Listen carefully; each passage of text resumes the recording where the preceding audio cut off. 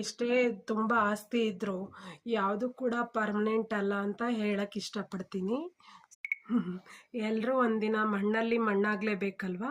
ನಿಮ್ಮ ಖುಷಿ ಹೆಂಗೆ ಪರ್ಮನೆಂಟ್ ಅಲ್ವೋ ಹಾಗೆ ನಿಮ್ಮ ದುಃಖನೂ ಪರ್ಮನೆಂಟ್ ಅಲ್ಲ.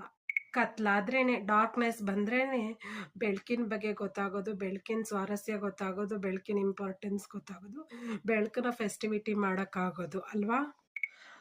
ಕಷ್ಟದ ದಿನಗಳನ್ನು ಎದುರಿಸಿದ್ರೇ ಖುಷಿ ದಿನಗಳು ಬರೋದು ಅಂತ ಹೇಳ್ತಾರೆ.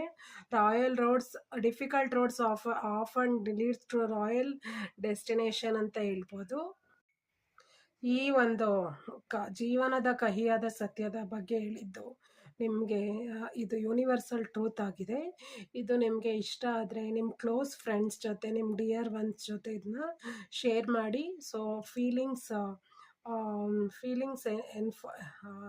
ಶೇರ್ ಮಾಡಿ. ಸೊ ಮನಸ್ಸನ್ನ ಲೈಟ್ ಮಾಡ್ಕೊಳ್ಳಿ. ಇದು ಹೇಳ್ತಾ ಇವತ್ತು ಯಾವುದು ಶಾಶ್ವತ ಅಲ್ಲ. ಸೊ ಈಗಿನ ಕ್ಷಣ ಮಾತ್ರ ನಿಮ್ಮದು, ಅದೊಂದೇ ಶಾಶ್ವತ. So Suma signing off from ಸುಮಾ.ಚುಮ್ಮಿ ಚಾನಲ್. Thank you.